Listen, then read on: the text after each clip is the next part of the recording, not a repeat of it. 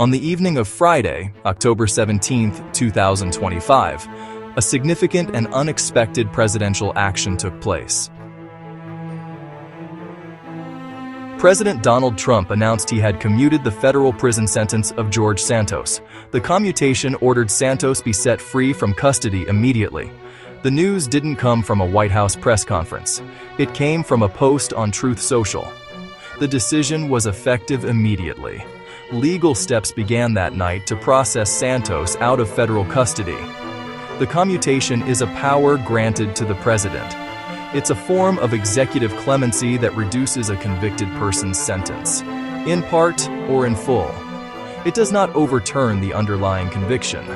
Unlike a full pardon, which forgives the crime and restores civil rights, a commutation ends the punishment.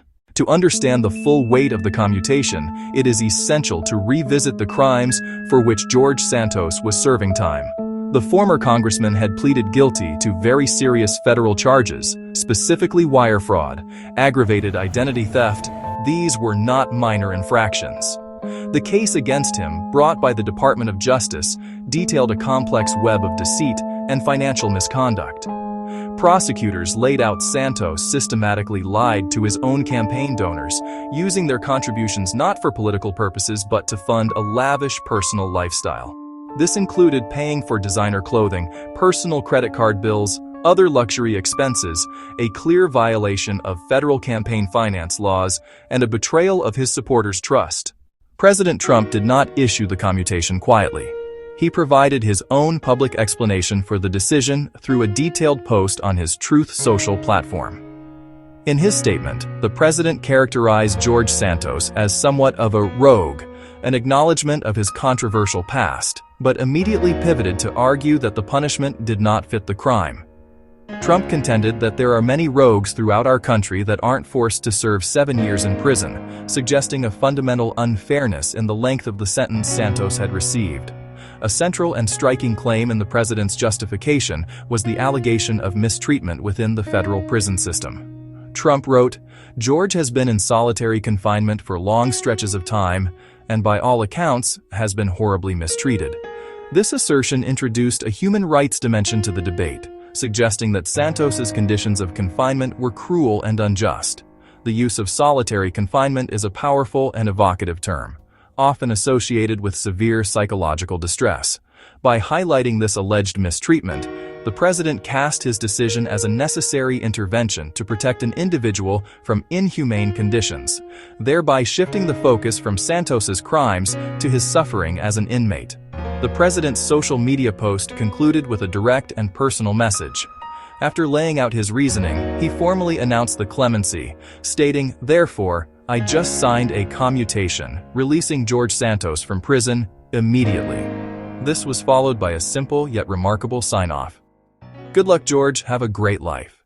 The effect of President Trump's commutation was swift and decisive. Just hours after the announcement on Truth Social, the bureaucratic wheels turned to execute the presidential order. Shortly before 11 p.m. on that Friday night, George Santos walked out of the federal correctional facility where he had been held. According to a statement released by his attorney, Joe Murray, Santos was met upon his release by members of his family. This quiet, late-night departure marked the physical end of his imprisonment, a stark contrast to the public and media-heavy spectacle of his political rise and fall. He had served less than 3 months of the 87-month sentence that had been handed down. The reaction to the commutation was immediate and deeply polarized, splitting largely along partisan and ideological lines, though with some notable exceptions. On one side, critics of the president and of Santos were outraged. The decision was widely condemned as a gross miscarriage of justice.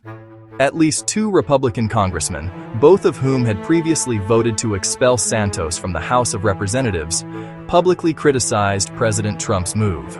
Representative Andrew Garbarino of New York, who serves on the House Ethics Committee, issued a statement declaring that Santos serving only a fraction of his sentence is not justice.